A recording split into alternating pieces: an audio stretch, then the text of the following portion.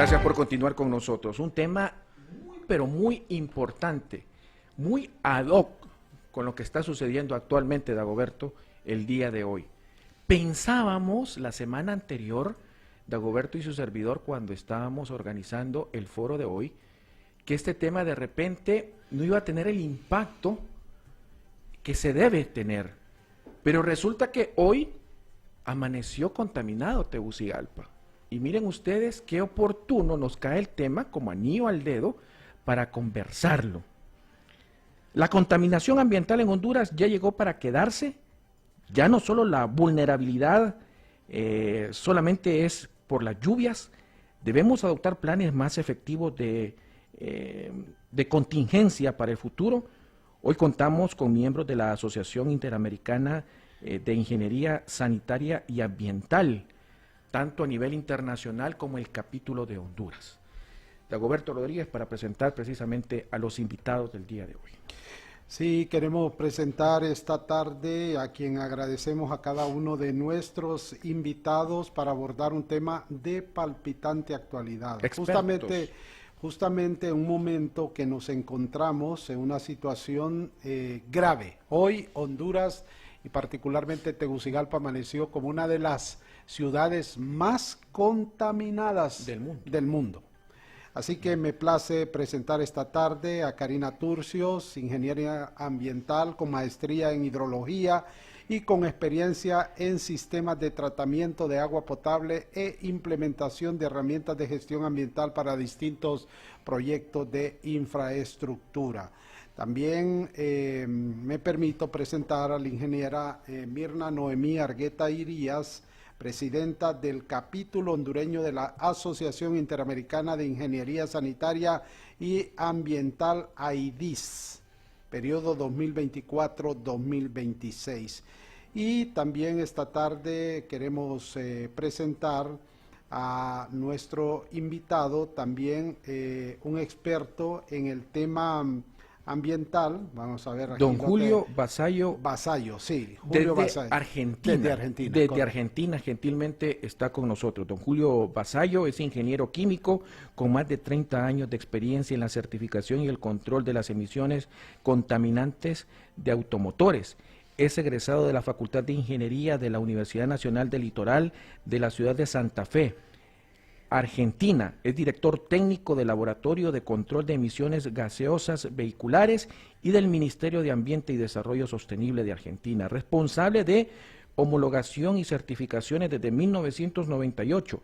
Es miembro de la Asociación Argentina de Ingeniería Sanitaria y Ambiental desde el año 2000 y director de la División de Calidad de Aire. Bueno, y otras cosas más que si no desarrollamos el tema, me voy a quedar aquí diciendo para que ustedes miren la calidad de invitados que tenemos, Dagoberto, el día de hoy, para hablar sobre este problema que vino para quedarse ya en Honduras y que hemos descubierto que desgraciadamente en Honduras no se está dando la importancia.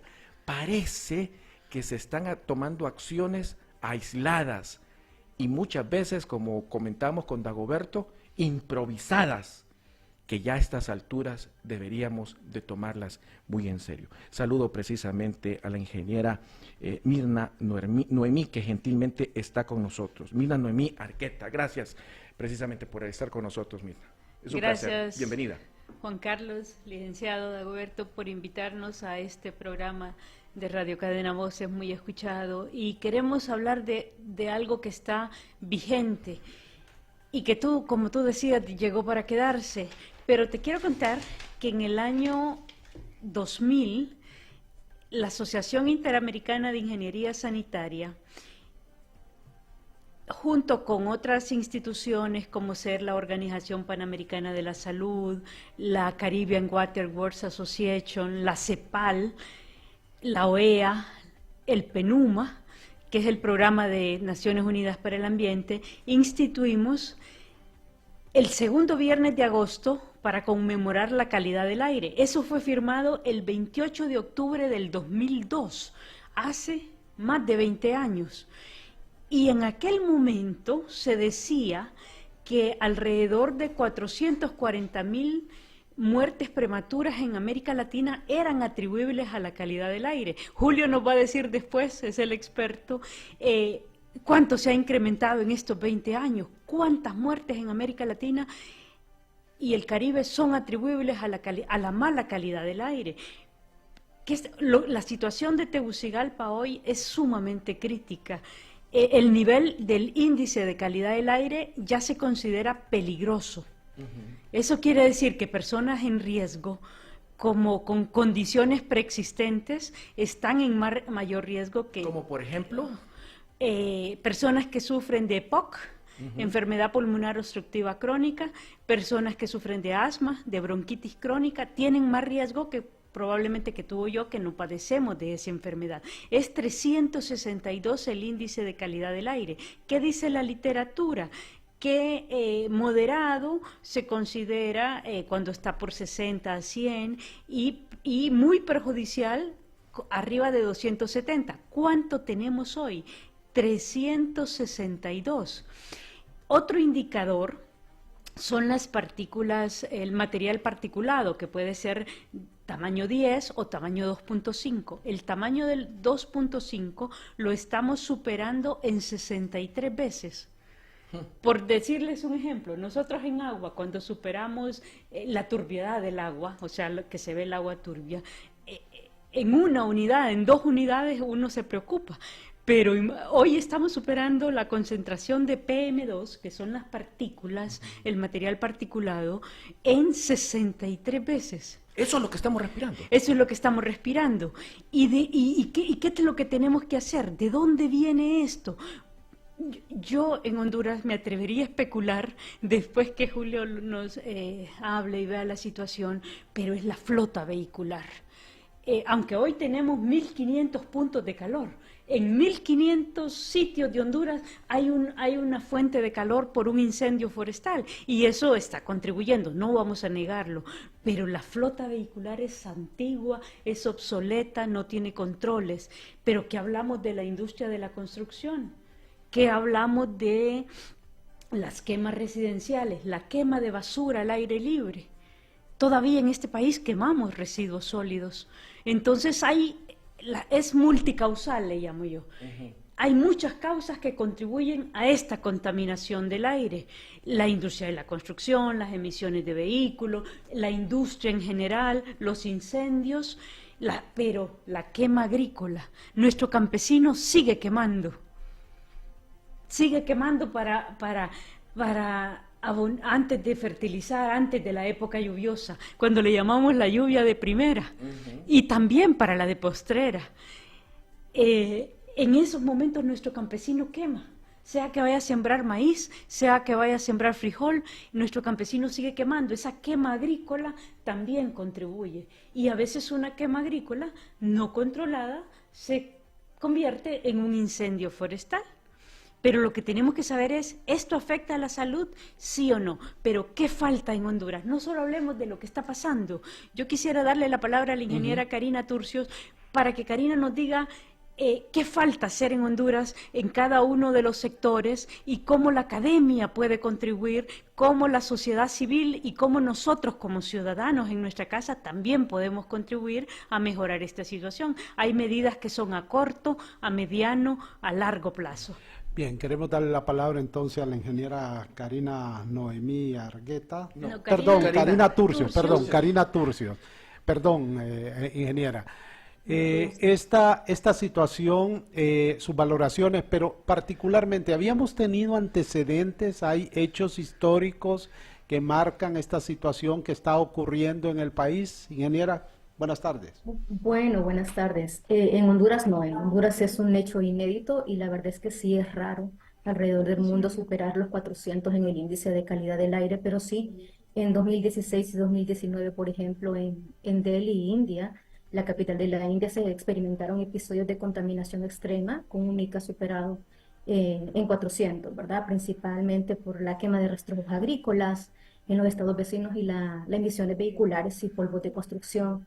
En China, Beijing, en 2013 también tuvimos un episodio de contaminación de aire muy severo por partículas de 2.5, una de las partículas más peligrosas de la salud. Superaron los 500 microgramos por metro cúbico. Esperemos no llegar, no superarnos. Esta vez no queremos superarnos, ¿verdad? Con este nivel de ICA. Fue tan crítica la situación que las autoridades emitieron alertas rojas, cerraron escuelas y recomendaron a toda la población evitar salir al exterior. Y aquí en nuestro continente, en California, en el 2018, en noviembre, todos los incendios forestales que hubieron en Camp Fire, en el norte de California, en el Valle de Sacramento, en el área de la Bahía de San Francisco, que superaron los 400 ICA, una densa y tóxica nube de humo provocada por los incendios, pues causó graves problemas en la salud. ¿En cuánto estamos en Honduras actualmente y que podríamos llegar, ojalá que no sea así, a China en su momento? Estamos en 406, algo inédito en el país, muy peligroso, considerando que nuestras poblaciones son mucho menores que los países de la India y la China. Sorprendente realmente. Y así como estamos, podríamos llegar a eso, a compararnos con China en algún momento determinado. Es que ya lo hemos hecho, ya estamos en eso.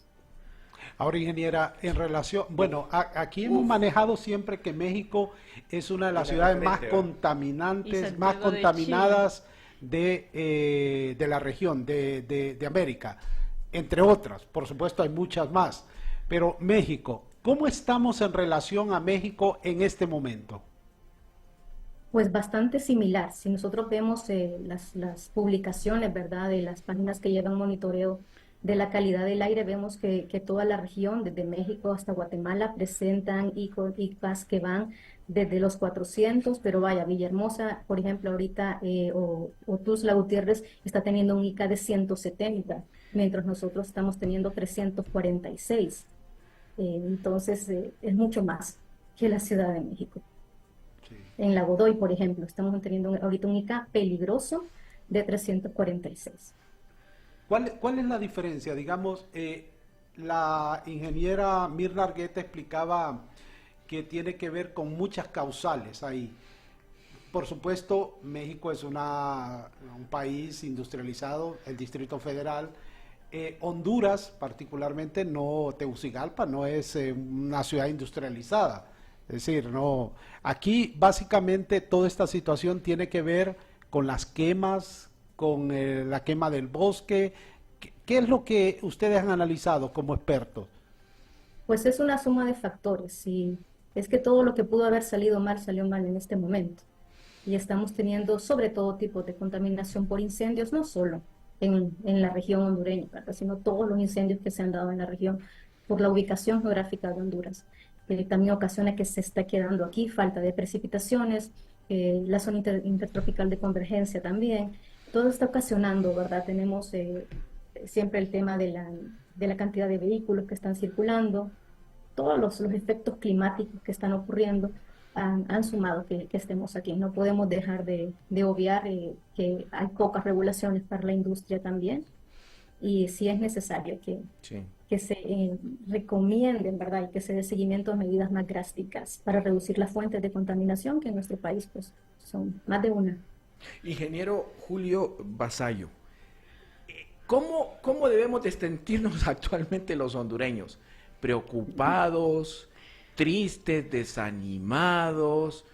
¿O debemos de sentir o percibir que esta es una oportunidad que tenemos aquí en esta parte de América Central para que esto no vuelva a ocurrir en un futuro? Bueno, muchísimas gracias, Juan Carlos, por la presentación. Y a tu pregunta, yo digo que hay que ocuparse. Hay que ocuparse de los temas y hay que tratar de ser determinados. Y en este sentido es fundamental el tema de lo que hablaba recién Karina, o sea, de las mediciones y de bajar a tierra los costos. Los costos, como decía antes Mirna, hay múltiple causa y múltiple efecto. Entonces, los costos evitados en salud, los costos de mitigación de contaminantes climáticos son muy relevantes. Entonces, cuando lo hablábamos con Mirna, digamos, cuando estuvimos charlando de la situación que están pasando, bueno, el tema de relevar los ingresos hospitalarios, o sea, toda esta población más sensible de la cual hablaba Mirna, digamos, asmáticos, con EPOC.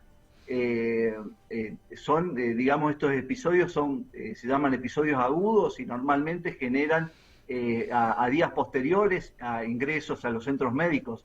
Entonces, eso ustedes tendrían que tratar de relevarlo, porque esos son costos de la contaminación, ¿no? Además de, como comentaba antes, los contaminantes climáticos que se emiten y que requieren, por el cambio climático global, requieren una mitigación y por lo tanto también un costo adicional. ¿Han pasado ustedes como argentinos una situación similar en algún momento? Bueno, yo vivo en la ciudad de Buenos Aires, es una mega ciudad, digamos 16 millones de habitantes, y tenemos el tema de la meteorología es un tema muy importante. En Argentina generalmente hay buenos vientos, digamos, que barren la contaminación, pero sí hemos pasado muchos episodios localizados, digamos, tanto de quemas de pastizales que han contaminado la ciudad, incluso con efectos como ustedes tienen, que me comentaba Mirna hoy, de visibilidad, ¿no? O sea, no solo climáticos, decíamos, efectos en salud, sino visibilidad también. Hemos pasado también ese tipo de episodios y también, digamos, en lo que respecta al tránsito, ustedes saben que el parque automotor latinoamericano, bueno, esto es previo a lo del COVID, pero las 2 últimas décadas previas al COVID se ha duplicado en la última década. O sea, del 2009 al 2019 se duplicó el parque latinoamericano. Entonces, la incidencia que esta fuente tiene es sumamente importante, ¿no? Y bueno, también es necesario, como lo mencionaba también Mirna antes, de adoptar medidas, sacar el parque más emisor, incorporar inspección, mantenimiento, una serie de normativas que hay que contemplar. Y aquí en Buenos Aires hemos visto el problema también, que es lo que me preguntabas, en determinados lugares del microcentro, cuando uno hace el monitoreo de calidad de aire, bueno, excede los estándares o las guías de calidad de aire de la OMS, ¿no? Así que sí lo hemos visto. Ahora, una de las acciones inmediatas, decía Mirna, es sacar del parque vehicular aquellos vehículos, aquellos buses, me decías la semana anterior, aquellos buses amarillos que datan desde 1900 y no sé qué, que todavía están funcionando. ¿Eso es una acción inmediata? Me gustaría agregar a esto que tú preguntabas, Juan Carlos, y para poner en contexto también, según el Instituto de la Propiedad, según los datos que estoy revisando en este momento, el parque vehicular en el año 2021, pick-up, motocicletas, turismos, todos los vehículos que hay en el país, era de 2.415.192 vehículos en 2021. En 2022 esa cantidad es de 2.598.185 vehículos a nivel nacional. Es decir, 2.5 millones en el 2022. Vehículos que utilizan combustibles fósiles, en este caso la mayoría, diésel y gasolina regular y superior. Ese es el dato oficial de el Instituto de la Propiedad. Significa entonces que esa cantidad de vehículos está generando toda esta polución. La experiencia, digamos, en Argentina, ¿cuál ha sido? Sí, digamos, lo primero hay que regular lo que es el parque nuevo, lo que ingresa al territorio, ¿no? La comercialización de los nuevos modelos. Eso con estándares, hay estándares, por ejemplo, europeos, Euro 1, 2, 3, 4, 5 y llega hasta el 6 ahora actualmente en Europa, ¿no? Que son progresivamente restrictivos en cuanto a los límites de emisión que permiten, digamos, a los vehículos automotores.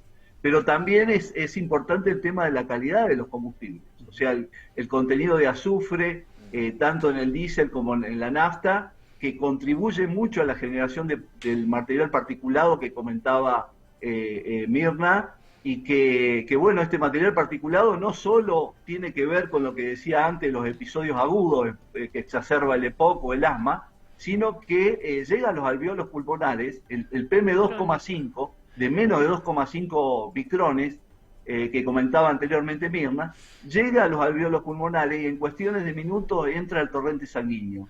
Entonces, la mayoría de las muertes que releva OMS, 7 millones de muertes prematuras anuales evitables en el mundo, la mayoría proviene de accidentes cerebrovasculares y de infartos, y además de cáncer, ¿no?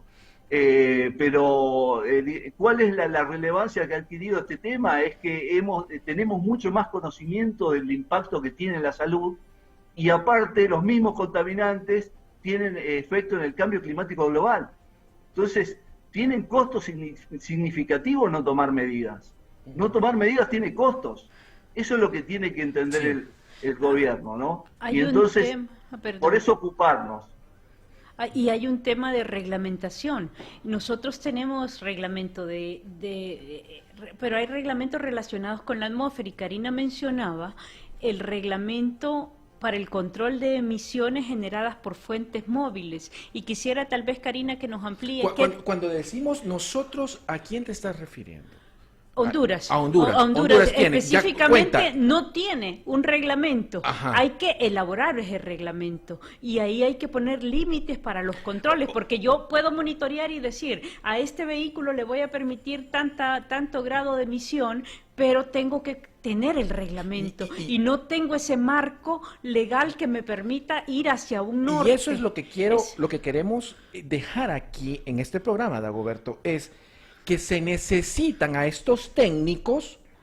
En estos momentos Honduras los necesita para que con sus experiencias, con sus conocimientos, den estas fórmulas, porque, hombre, yo no quiero que el día de mañana mis hijas o mi familia vaya a padecer de cáncer, para el caso, o nos vamos a estar muriendo de alguna enfermedad. O lo que hablábamos, en los episodios agudos son inmediatos. Correcto. La cantidad de IRAS, enfermedades respiratorias agudas que tenemos en los hospitales, que tú vas a un hospital y dicen cuántos vienen por cuestión respiratoria, pero las crónicas que hablaba Julio, cuando el material particulado entra al alveolo del pulmón, lo vamos a ver en 10 años, en 5 años, en cuánto es el impacto epidemiológico. Pero yo quisiera que habláramos de las medidas, Karina. Karina también hablaba de la industria azucarera. Es importante para nosotros la industria azucarera como país, pero necesitamos hacer buenas prácticas desde el cultivo. Y quiero que Karina nos dé esas recomendaciones, porque es importantísimo que en cambio climático hay dos temas: adoptar o adaptar. Entonces tenemos que adaptar para mitigar esta situación de ahorita que estamos viviendo. Hay que mitigarla ya, a corto plazo, a mediano y a largo plazo. Ingeniera Karina. Sí, con gusto. Bueno, me gustaría explicar que desde el 99 se habla en Honduras de un reglamento, ¿verdad?, para el control de emisiones de gases tóxicos, que nunca se ha llegado a ejecutar, ¿verdad?, que no hablaba de que se iba a crear una comisión, una empresa controladora, pero no existe. Centros de control de emisiones. Eso no nunca existe. se llegaron a crear, no existen, ¿verdad? Que iba a estar integrada por funcionarios de Secretarías de Estado, de Salud, de Ambiente, de Obras Públicas, de Tránsito y Transporte, y la verdad esto no lo vimos. Mediciones de calidad de aire en el país tenemos muy pocas. Si nosotros vemos en estas páginas donde se registran datos en tiempo real, vemos que muchos de los son privados, ¿verdad?, los que tienen estas estaciones. A nivel estatal se contó en un momento con una cabina, recuerdo, de media calidad del aire, pero estoy hablando yo desde hace más de 15, 20 años. Entonces no tenemos información con la cual planificar, y eso es bastante difícil para los tomadores de decisiones, porque la verdad no tienen mayor información. En cuanto a medidas para la industria, definitivamente tiene que haber una intervención gubernamental drástica. para reducir las fuentes de contaminación con restricciones. Y por supuesto que estamos a favor del desarrollo sostenible y que necesitamos a la industria y necesitamos, ¿verdad?, producción. Pero hay momentos en que se tiene que producir de forma diferente y deberíamos contar con esas regulaciones, de decirle a los cañeros, bueno, está la cosecha en verde, en tiempos de que se supere un ICA, un nivel de ICA donde llegue a ser peligroso para grupos sensibles. En un ICA de 400 debería estar totalmente prohibido la quema de bosque, más allá de solamente encerrarnos, porque cuando nosotros estamos encerrados en nuestras casas, están afuera quemando los bosques, los pirómanos.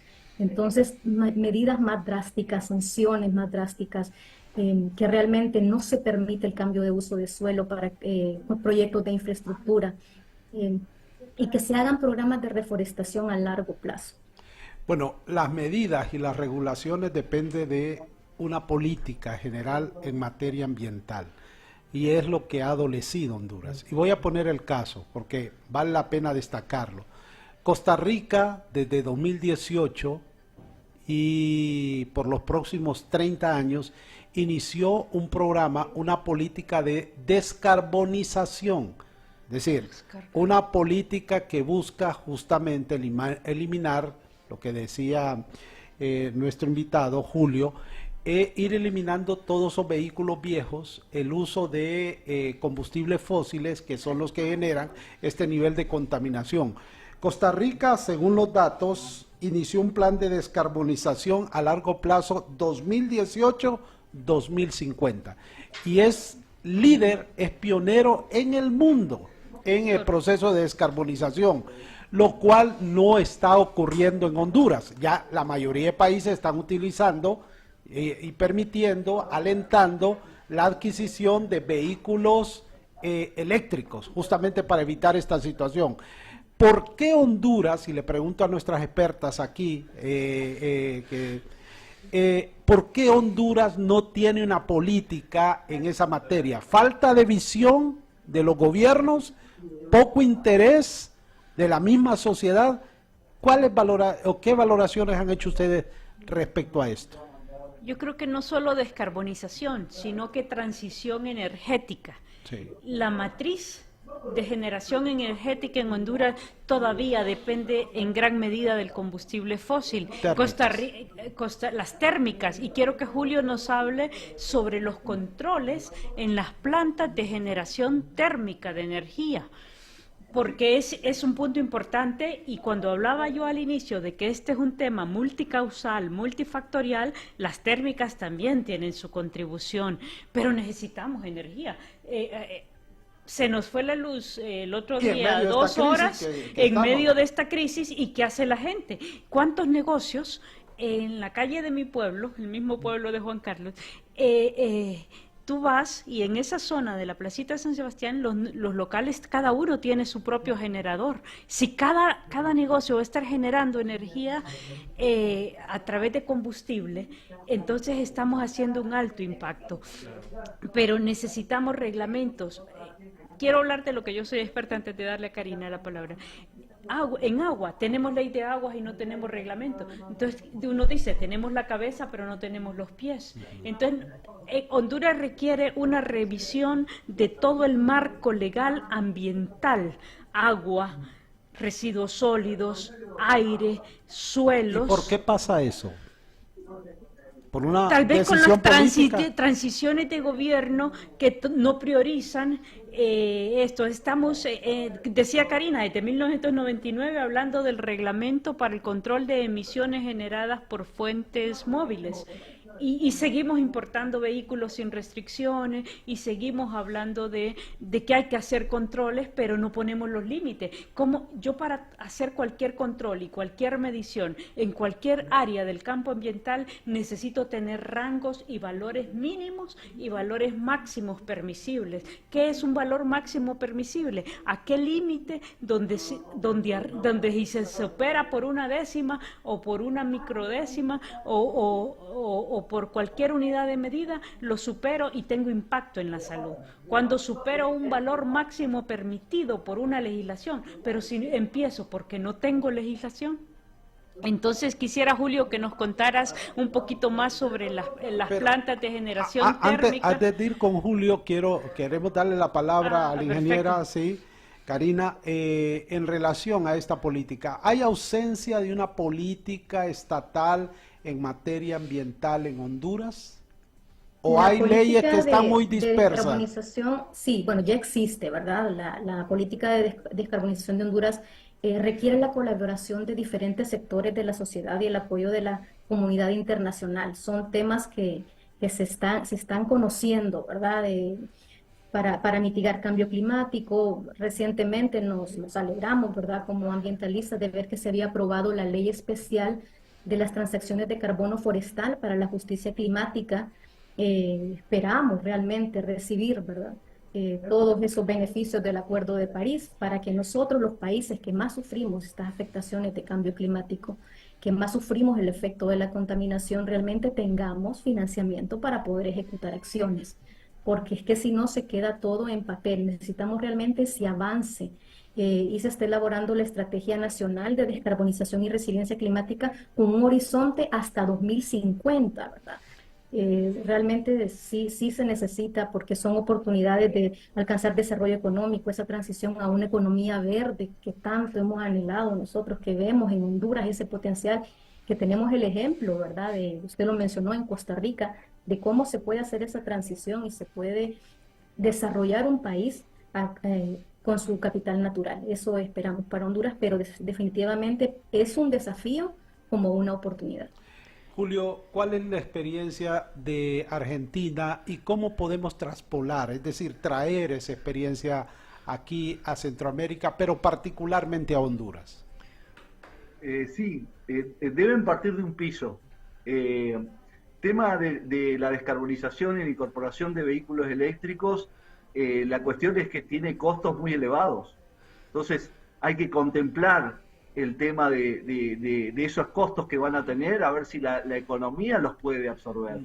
Y por el otro lado, lo que decía Mirna, es también cierto que, digamos, los países que más están favorecidos en la mitigación de contaminantes climáticos con la incorporación de vehículos eléctricos, son aquellos que tienen una red de energía de baja intensidad de carbono. O sea que la red de energía que tienen pocas centrales térmicas que queman combustibles fósiles. Entonces, ejemplo de Uruguay, que tenemos acá cerca, o Paraguay, que tienen mucha energía hidroeléctrica. Entonces, son países ideales para los vehículos eléctricos y mitigar las emisiones. Porque en el caso de nosotros también en Argentina, 60% aproximadamente, digamos, de la matriz energética es con combustibles fósiles, por lo tanto uno no emite en el lugar, pero está emitiendo la central térmica, ¿no? Entonces, son dos cuestiones que los países tienen que ir viendo. Por un lado, la cuestión económica, que no es menor, los costos todavía son muy altos de los vehículos eléctricos, y por el otro lado, esto que decía de la intensidad de carbono. Y en ese sentido, yo había hablado al principio de partir de un piso. Bueno, ¿cuál es el piso? La realidad que tienen ustedes en Honduras. Entonces, ¿qué realidad tienen? ¿Qué combustible disponen? Esto, a ver, ¿qué combustible disponen en cuanto al contenido de azufre? Es muy importante saberlo, tanto el diésel como la gasolina, porque es lo que permite ingresar una tecnología europea, con un límite europeo. Como decía Mirna antes, un límite máximo de emisión en gramos por kilómetro. Entonces, uno fija, por ejemplo, dependiendo del nivel de azufre que tiene, por ejemplo, un Euro 3, o si llega a más, mejor. O sea, si llega a un Euro 5 porque tiene bajo contenido de azufre los combustibles, mejor. Entonces, empieza requiriendo en el comercio, eso no necesita nada de herramientas de medición, sino que es armar un registro en el cual las marcas de vehículos que venden en Honduras tengan que presentar la homologación de los nuevos modelos que quieren comercializar en Honduras. Entonces, ustedes ponen, ejemplo, a partir del 2025 solo van a poder comercializar vehículos Euro 5. si tienen combustible de bajo contenido de azufre. Ejemplo. Entonces, las marcas de automotrices ya no van a poder vender más vehículos más emisores. ¿Me explico? Eso es por un lado, de los vehículos nuevos. Y por el otro lado, también generar con los vehículos en uso, la flota en uso, un programa de inspección-mantenimiento, de manera que anualmente la flota vehicular pase por ese programa de inspección, que es muy importante no solo el tema de contaminación, también por las cuestiones de seguridad, ¿no? Los accidentes también es una causa de muerte importante, y entonces, implementar las dos cosas. Y esas dos figuras se pueden incluso complementar con una tercera, que es el etiquetado de eficiencia energética y emisiones de CO2. Es una etiqueta que se pone en el vehículo, así como está en las heladeras o en los aire acondicionados, en los cuales el mismo consumidor decide aquellos vehículos que son más eficientes, con los cuales va a gastar menos y que tienen menos emisiones, y entonces el mismo mercado va demandando esa mejora, digamos, de tecnología. Julio, una consulta. Sí. ¿El no circula puede funcionar? ¿El hoy no circula? Lo que tiene es que, digamos, en muchos Uh-huh. países lo que ha pasado es que la gente ha comprado otro carro y entonces las emisiones se han elevado. Depende de la situación socioeconómica que tenga cada país, pero ha pasado mucho de esas medidas que han aumentado la flota vehicular. Entonces, yo creo que algo que es posible hacer es estas medidas, que es Uh-huh. requerirle a quienes le venden vehículos automotores a ustedes que tengan un estándar mínimo de emisión. Entonces, o un límite de emisión máximo, ¿no? Y bueno, con esto van mejorando paulatinamente la flota, y también con el etiquetado, que tiene que ver con el CO2, van yendo hacia la electrificación, pero en Uh-huh. forma paulatina y con normativas, Uh-huh. ¿no? Ahora, Mirna, Sí.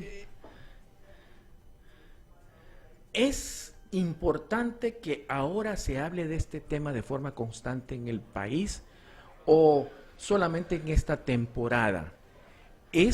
Vamos a entrar a un proceso electoral, habrá que decirles a los candidatos o precandidatos presidenciales que ya hablen de este tema, y esta es la consulta que yo te hago. Es necesario, ya no se puede aguantar más, no debemos de obviar este tema, es urgente para que hablemos de este tema y que, como dice la ingeniera Karina también, legislemos en función de este problema grave que tenemos. Es correcto. Aquí tenemos cosas que siempre postergamos. Por ejemplo, emergencias relacionadas con inundaciones o con sequías. Hablamos de ellas en el momento, pero luego las olvidamos. La gestión de riesgos en emergencias y desastres es permanente, porque hay una etapa de preparación, hay una etapa donde estamos en la emergencia y posemergencia. Entonces, en este momento continuaríamos recomendando, y el gobierno haciendo la gestión necesaria para la elaboración de los reglamentos, para la implementación de controles a corto, mediano y largo plazo. Pero el ciclo de una emergencia no solo es el momento que se está viviendo, es un ciclo que inicia previo. Por ejemplo, Karina decía, a esto hemos llegado por la acumulación de muchas cosas, a esta situación del nivel peligroso del día de hoy, o muy perjudicial.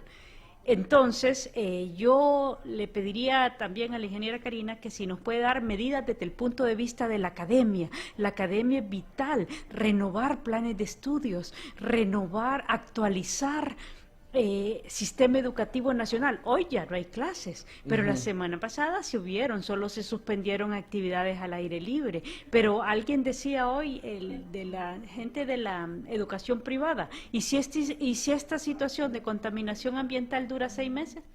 Vamos a suspender clases 6 meses.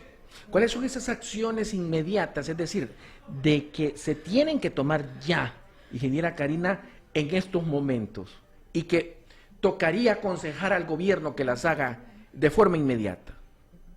Bueno, ya se están haciendo los avisos de suspensión de actividades al aire libre y de cierre de escuelas, pero también necesitamos hacer limitaciones en la actividad industrial. En Honduras no usamos purificadores de aire. Si yo pregunto a cualquiera de nosotros si tiene en su casa un purificador de aire, ni siquiera tenemos un aire acondicionado.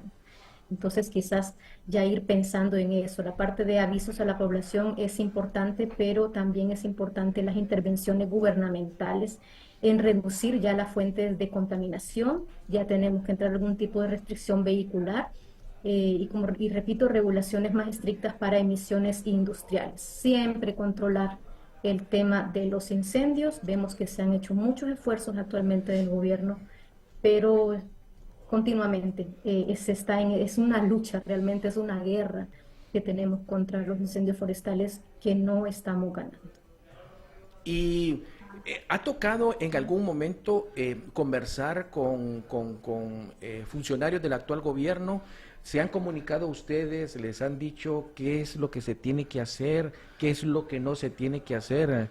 Ingeniera Turcios. Pues ya sabemos que es el Instituto de Conservación Forestal, ¿verdad?, el que está liderando todo este tema de incendios. Ellos apostaron mucho y se han metido mucho dinero y gente y muchas de las capacidades. ¿Y se está haciendo bien? ¿Se está haciendo bien lo que se está haciendo? Del padre Andrés Tamayo, y parecía que iba bien al principio, pero es que están superados. La cantidad de incendios que se dan no son y las personas que están trabajando en esto, aparte que muchos de ellos tenemos al ejército manejando áreas protegidas, y pues muchas de estas personas no están capacitados para esto, no son guardabosques. Julio me podrá decir cómo se prepara un guardabosques en Argentina o en otro de estos países. Cuando usted me nosotros dice... estamos lanzando a nuestros militares como bien pueden, a defender el bosque. Ingeniera, cuando usted me está diciendo que ya miró usted que han sido superados prácticamente, las acciones que se están tomando no son las acciones correctas y más bien desesperadas, más bien. Efectivamente se necesitan más proyectos colaborativos, y ahí yo siento que hemos mostrado nosotros mucha apatía. Como ciudadanos no nos involucramos, queremos que nos lleguen a apagar el incendio y ya está, pero nosotros no trabajamos directamente en esto, y falta, la verdad, que haya proyectos colaborativos, trabajar en las comunidades locales y desarrollar soluciones específicas para cada área, porque no me va a funcionar lo que tengo que hacer en la Moquitia, a lo que tengo que hacer en el Merendón, a lo que tengo que hacer en Tegucigalpa. No nos hemos sentado en una mesa de diálogo para brindar soluciones, y estamos dejando todo a los guardabosques que están allá, ¿verdad?, quemándose literalmente, intentando apagar los incendios. Bueno, coincidentemente, hace unos minutos, el Comisionado Nacional de los Derechos Humanos, CONADE, ha emitido un comunicado recomendando al Estado hondureño, al gobierno de Honduras, adoptar medidas urgentes para proteger la salud de las personas ante el riesgo que representa la contaminación del aire. Mira, Juan Carlos, a la Secretaría de Educación recomienda instruir la adopción de clases virtuales en aquellos departamentos cuyos niveles de contaminación representan una amenaza al derecho a la salud de los niños, niñas y adolescentes. Así estamos. En eso es importante focalizar cuáles son las medidas a corto plazo por diferentes zonas geográficas, en la zona insular, en la zona de la Mosquitia, lo que decía Karina. Entonces, hay que sentarse, hay que dialogar, porque esto va a seguir y probablemente el episodio sea más prolongado. Antes duraba 2 o 3 días que cerraban Toncontín, horas se cerraba un ratito. Hoy se ha cerrado todo el día el aeropuerto local de Tegucigalpa. Entonces necesitamos ir avanzando. El tema de controles se vuelve importante. Yo quería tal vez, Julio, no sé si ya estamos sobre tiempo, que Julio nos dijera la visión a corto, mediano y largo plazo para solucionar esta problemática, pero consejos prácticos para cada sector. Desde la experiencia argentina, ¿verdad? Desde la experiencia argentina, y también Julio tiene la experiencia, por ejemplo, de la zafra, en una zona de la Argentina, y también otros países de Sudamérica lo enfrentan esto no tanto por condiciones antropogénicas, o sea, provocadas por nosotros, como ser los incendios. Ante una erupción volcánica no podemos hacer nada. Si bien decimos Honduras no tiene volcanes, en realidad hay que comprobarlo, pero en realidad, ¿qué se hace ante esas emisiones naturales versus las antropogénicas, las que causamos nosotros, por ejemplo, al no darle mantenimiento a un vehículo? Julio. Sí. Mirna, fundamentalmente tenemos que tener claros los recursos, de dónde van a salir, porque cualquier actividad, digamos, que uno necesita disponer de recursos para medir contaminantes, para generar sistemas de control de emisiones o digamos, implementar medidas, ¿no? Entonces, en el caso automotriz, lo que les comentaba recién, uno tiene que adoptar estos registros que no tienen costo en ese caso, y es una cuestión de exigirle a las empresas que tecnologías comercializan en el país y hacer un mantenimiento de las unidades en uso. En el tema de las plantas, lo que decía Karina, es similar al tema vehicular, o sea, ellos necesitan incorporar, tanto en las plantas industriales como en las centrales térmicas, incorporar sistemas de control de emisión, ¿no? Hay tecnologías, entonces eso se debe exigir con un límite máximo de emisión, si no es imposible, digamos, poder controlarlo. Y por el otro lado, lo que decían anteriormente de las digamos, incendios y quemas, bueno, acá se ha hecho también un programa de seguros que tienen que asegurar los mismos agricultores, y entonces también se genera algún recurso para tener, hoy en día uno tiene redes de monitoreo y puede hacer alerta temprano en cuanto a cuando se produce un incendio, ¿no? Entonces, identificar el área. Y, bueno, por supuesto que las medidas existen, las prácticas existen. Uno podría usar, digamos, ese material que se está quemando en producir energía. Entonces, hay muchas medidas tecnológicas. El tema es organizarse con normativas, por un lado, con límites de emisión máximo, con estándares de calidad de aire para la ciudad, y desde el punto de vista económico, ¿no? Hacerle ver a los empresarios que tienen que tener en cuenta este tema, que tiene un impacto y un costo en la salud y en la mitigación de contaminantes climáticos, ¿no? Entonces, yo creo que es una serie de medidas que hay que adoptar, y hay que, como decían recién, sentarse en una mesa y entrar a charlar caso por caso, y básicamente escribir las resoluciones y adoptar, digamos, de los ejemplos de los países a nivel internacional hay muchos.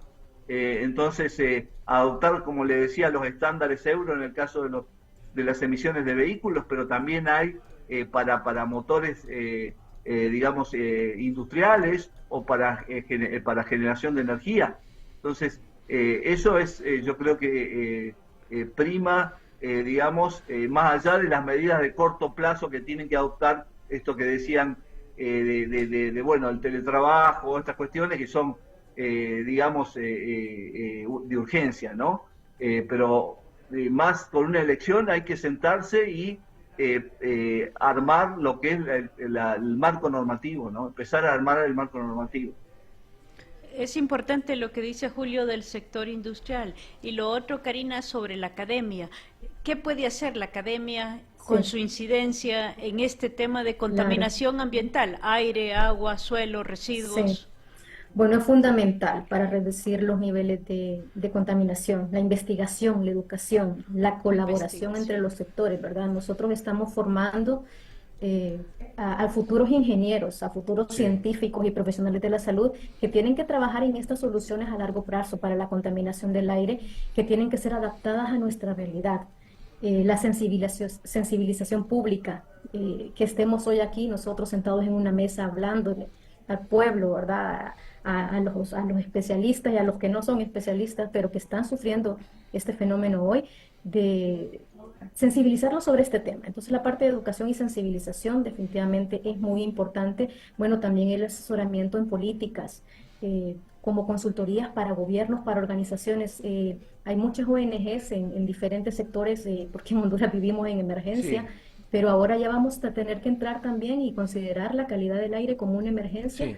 a los que todos los sectores deben entrar. Bien, son las 4:12, ya es tiempo de irnos, ya más bien nos Sí. pasamos del horario del siguiente programa. Creo que es muy interesante y queda servida la mesa, Dagoberto, Así es. queda servida la mesa para que el gobierno mismo tome decisiones y que, repito, haga uso de las experiencias de estas personas que tenemos aquí en el país y que no se estén tomando este tipo de acciones, Dago, de una forma que Improvisada. aparentemente es improvisada. Sí. Es improvisada. Ya hemos visto, esto es más allá, esto que se ha, como dice la ingeniera Karina, se ha que sobrepasado la situación, ya no es un simple cierre, como decía Mirna, del aeropuerto que duraba un día, 2 días o 3 días. No, ya llevamos esto casi como un mes o Por más la de un mes. suspensión de clases. Suspensión por de 3 clases, días. etcétera. Bueno, hoy se suspendieron las clases. Hoy se ¿no? suspendieron la clase y es una semana, Sí, una y no semana. sabes si la siguiente semana va a ser lo Va a ocurrir mismo, lo ¿no? mismo. Entonces no podemos estar así como quien dice, bueno, si llueve, ojalá que llueva, etcétera. Ya no podemos estar de esta forma. Entonces ya creo que debemos de tomar las medidas y le corresponde al gobierno tomarlas. Ya para finalizar, ingeniera, por favor, así brevemente. Ponernos a la orden de ustedes para hacer sensibilización. Tenemos un Día Interamericano de la Calidad del Aire que es el segundo viernes de agosto. No sé, Julio, que tengas planeado a nivel interamericano, pero aquí en AIDIS Honduras estamos a la orden tuya con Karina Sí. en la universidad para hacer algo, porque necesitamos Sí. mantener vigente este tema. Si bien es hasta agosto el Día Interamericano de la Calidad del Aire, sugiero que tal vez podamos hacer webinarios y otras comunicaciones más bien. efectivas sobre esta problemática, y reiterarles el agradecimiento por el espacio que nos han No. dado para hablar de este tema, Juan Carlos. Muchas Y gracias. Dagoberto. Muchas gracias. Julio, tus conclusiones, por favor, y muchísimas gracias por tomarte tu tiempo y compartir tus experiencias. Bueno, yo simplemente, termino como empecé. Yo creo que son cuestiones para ocuparse, para sentarse, hablarlas, bajar a tierra, como decimos acá, los costos que están pagando, tanto en salud como en otros, en visibilidad o en cierre de un aeropuerto, que es un costo tremendo, por no tomar medidas. Entonces, organizarse y que público-privado, que el sector privado también esté, porque también puede colaborar, y por supuesto la academia, ¿no?, que estábamos hablando recién, que es fundamental. Yo creo que estas cuestiones y con las medidas que se han implementado a nivel internacional y ayuda internacional, yo creo que son lo que puede complementar y permitirles desarrollar un marco normativo que puedan implementar, ¿no?, a mediano plazo. Muchísimas gracias, Julio. Ingeniera Karina, No. por favor. Muchas gracias. Yo solo dejar el mensaje de que superar los 400 Zika es una situación grave, es una situación rara en Honduras, por lo que a la que no estamos preparados para afrontar. Requiere atención y acción inmediata por parte de las autoridades, pero también requiere que nos empaticemos nosotros como ciudadanos también, que tomemos acciones para proteger la salud pública. Muchísimas gracias a todos nuestros invitados esta tarde, a usted que nos escucha en Radio Cadena Voces. Por supuesto, gracias por seguir, por sintonizarnos. Y este es un tema que debemos de ponerle muchísima atención, no solo a nivel gubernamental, sino también a nivel de la sociedad y de las diferentes organizaciones. Los medios de comunicación jugamos un papel muy relevante justamente en prevenir este tipo de situaciones, en alentar la implementación de políticas en materia ambiental. Muchísimas gracias nuevamente, los esperamos el próximo lunes en un nuevo programa, un nuevo foro de perspectivas y opiniones. Dios les bendiga. Estás viendo y escuchando Radio Cadena Voces, RCB, en el 2024, 24 horas.